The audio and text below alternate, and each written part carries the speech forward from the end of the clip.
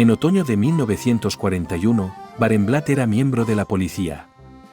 Esto se debió en parte a su trabajo diario. En su calidad de jefe de la orquesta del Judenrat, también estaba registrado oficialmente como policía. Más tarde afirmó que su papel se limitaba a copiar listas de nombres y escribir informes sobre el estado, fallecido o deportado, de judíos individuales.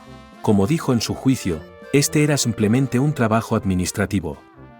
Pero a finales de 1941, la audiencia para los conciertos había disminuido, Barenblatt perdió su posición en la orquesta. Tomó la decisión por la que más tarde sería juzgado: alistarse como policía de base. El trabajo ya no era clerical, ahora buscaba en el gueto cabezas judías para cumplir con las cuotas nazis. En pocos meses fue ascendido a subcomandante de la policía judía de Bethín. Poco después, ascendió al cargo de comandante.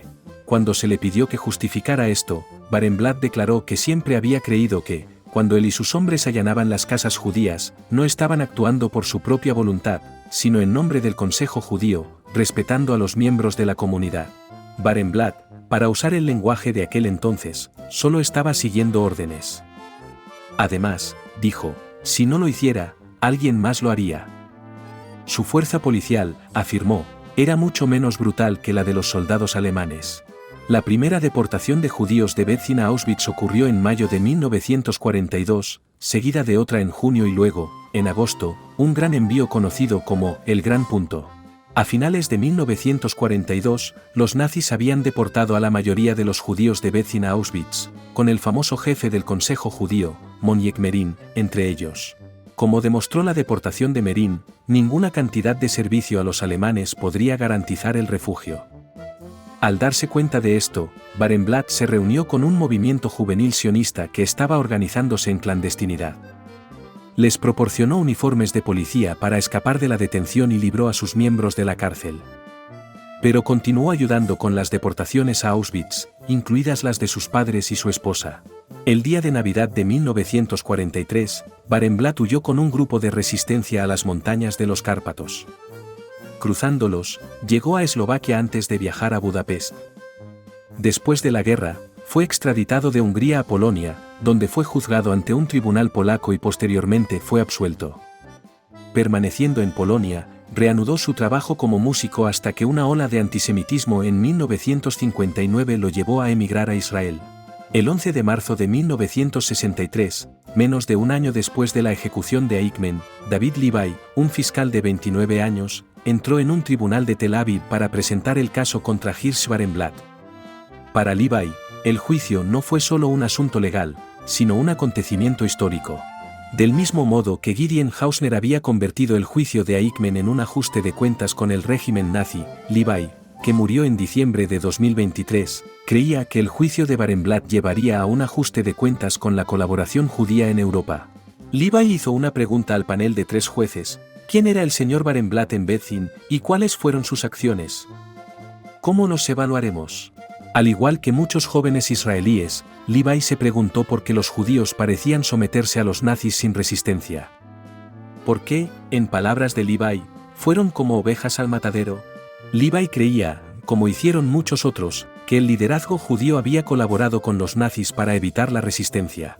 La acusación presentada por Levi incluía un cargo que nunca antes se había presentado contra un sobreviviente juzgado en Israel. Acusó a Barenblatt de haber trabajado en una organización enemiga, es decir, el Consejo Judío.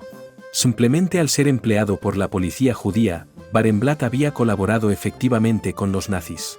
Si el tribunal declaraba a Barenblatt culpable, establecería un precedente que sometería a cualquier persona que llevara un uniforme de policía judía o se sentara en un consejo, un hecho que contaba con miles de ejemplos en Israel, a enfrentarse a un juicio por colaboración.